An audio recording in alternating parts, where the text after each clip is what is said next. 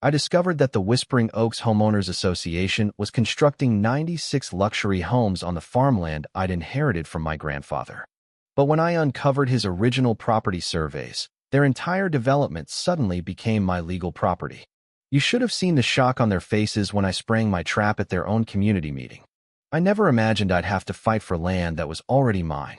When Grandpa Henry passed away last March, I inherited his 200-acre farm just outside Willow Springs. The old place had been in our family for generations. I lived in the city, far away, with a demanding job that kept me from visiting as often as I should have. Then, at 6 a.m., on a Tuesday, my phone rang. It was Mrs. Carter, Grandpa's neighbor for over 40 years. "They're building houses on your land," she said, her voice trembling with outrage. "Big machines started digging yesterday. You need to get here fast." At first, I thought she might be mistaken. Maybe the workers had accidentally crossed a boundary. But Mrs.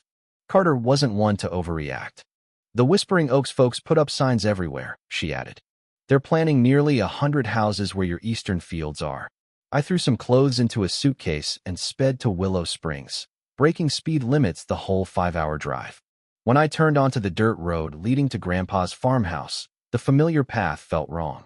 The quiet countryside was now disturbed by the roar of heavy machinery. Dust clouded the air as I crested the hill overlooking the eastern part of the property. My stomach dropped. Bulldozers and excavators were tearing up the soil where Grandpa once grew wheat and alfalfa. Workers in hard hats swarmed the area, marking spots with neon orange paint. A big sign near the road read, "Future home of Whispering Oaks East, 96 luxury homes starting at $450,000. I parked and approached a woman standing apart from the crew. She wore pristine khaki slacks and a crisp white shirt, untouched by the dust, her hair perfectly styled. She held a clipboard and was talking on her phone. "Excuse me," I said when she hung up.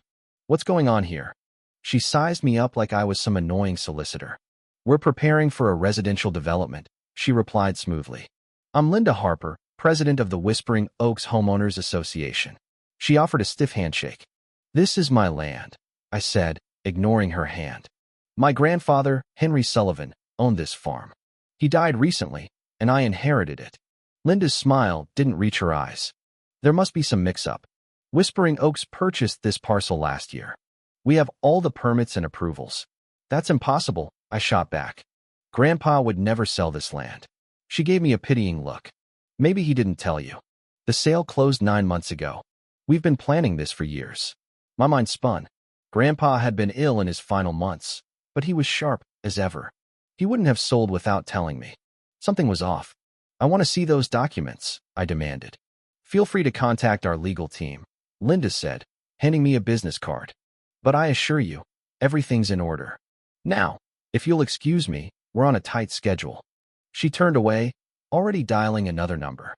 I stood there, powerless, as the machines kept ripping apart the land that had sustained my family for generations. Back at the farmhouse, Mrs. Carter waited on the porch with iced tea and a worried frown. "They started showing up with survey equipment 3 months ago," she said. "Your grandpa was livid.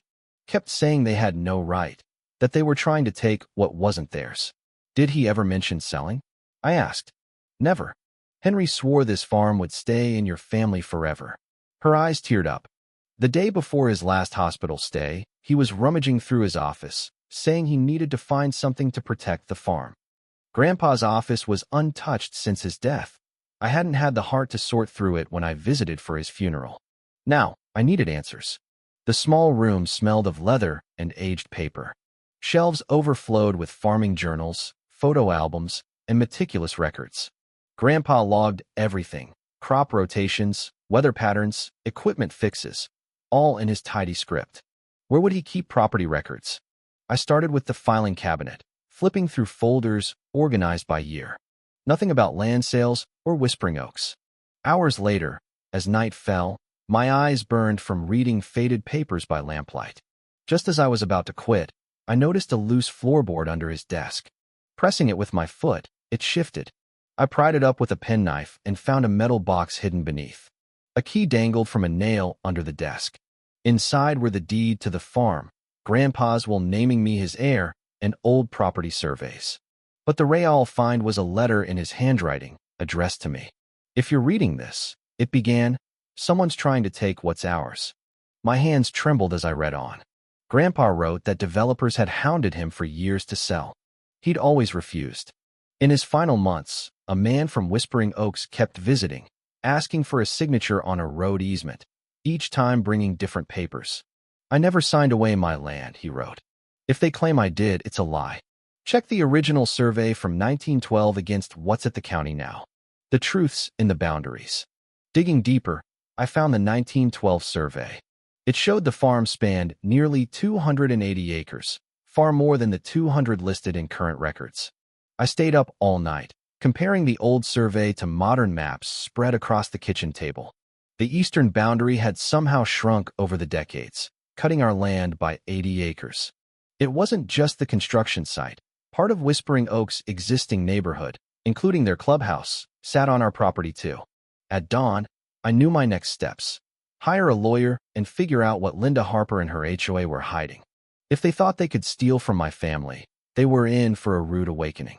I slipped Grandpa's letter into my pocket and whispered to the empty room, "I won't let you down." Little did Linda know, she hadn't just crossed a grieving grandson.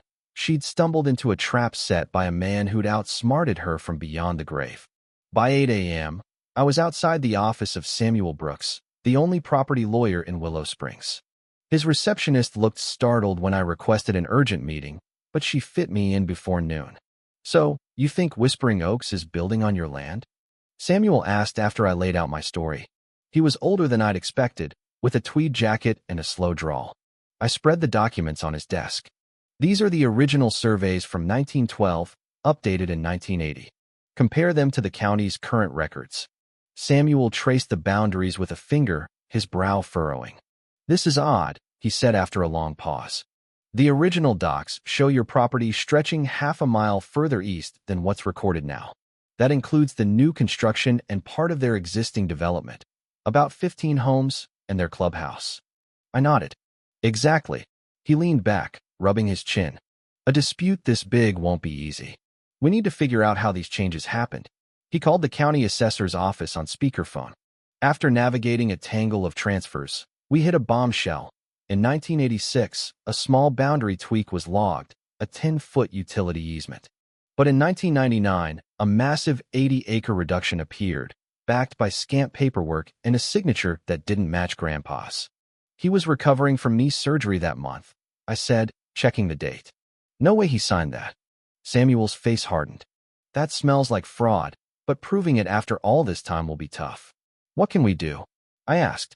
"File an emergency injunction to stop construction, then petition the court to restore the original boundaries. We'll need a surveyor to confirm these old maps." While Samuel drafted the filing, I drove to the county records office and requested every file on Whispering Oaks Development Company. Hours later, buried in dusty stacks, I struck gold. Whispering Oaks wasn't just an HOA. It was a maze of LLCs and shell companies tied to 5 names: Linda Harper, her husband Robert Harper, County Commissioner Daniel Pierce, Planning Director Stephen Cole, and one other I didn't recognize. A recent document caught my eye: a $14 million loan for Whispering Oaks East, secured by my land as collateral. I snapped photos of it all and headed to the Willow Springs Herald. Editor Lisa Bennett had known Grandpa. When I told her I was digging into possible fraud involving local bigwigs, her eyes lit up. "I can't print claims without proof," she cautioned, "but I'll investigate the approval process." It did seem to sail through awfully fast. Back at the farmhouse, Mrs. Carter was chatting with another neighbor, Mr. Ellis. When I mentioned Linda Harper, his face soured. "She's why I sold my land," he grumbled. "The HOA fined me weekly for my vegetable garden, said it wasn't approved. Then they claimed my shed broke some new rule. The fines piled up until I had to sell cheap to one of their companies." "How many others?" I asked. "At least 10 folks in the last few years, all bullied into selling below value." A pattern emerged: target vulnerable landowners, harass them with fines, force cheap sales, then profit big. Grandpa had been their latest mark, but he'd outplayed them. My phone rang. "Samuel." "The judge granted the injunction. Construction stops now until the hearing next week. But brace yourself, this'll get messy." I thanked him, feeling a flicker of triumph. I drove to the site with the court order. Workers were packing up as Linda's silver SUV idled nearby. She stepped out, phone in hand, and glared as I approached. "Construction halts immediately," I said, handing her the order. "The boundaries are in dispute." She skimmed it, her cool facade slipping. "This is absurd. We have every approval." "Based on fake records," I countered. "I've got the original surveys." Her eyes flickered with doubt, then hardened. "This stunt will cost you," she hissed. "You don't know who you're up against." "I do," I said. 5 names on shady filings, a $14 million loan using stolen land, county insiders greasing the wheels. I hadn't meant to tip my hand, but her stunned look was worth it. Her grip tightened on her phone. "You're making a mistake. We can be reasonable, 7 figures for the rest of the farm, cash now." "Not for sale," I replied. "It's been in my family for generations." "Everyone has a price," she purred. "Think it over. You're an outsider here." She strode off, tossing a parting shot. "Commissioner Pierce is my husband's golf buddy. Judge Larson dines at my house. Your injunction won't last." I drove back, her words ringing in my ears. She was right. I was a stranger in Willow Springs now. But Grandpa wasn't. He'd been a pillar here, and he'd left me more than land. Back in his office, I searched again. If he'd foreseen this fight, what else had he planned? In a 2017 picnic album, I found photos of Grandpa with neighbors, shopkeepers, and families, names scribbled on the backs. These were allies, people who might back me.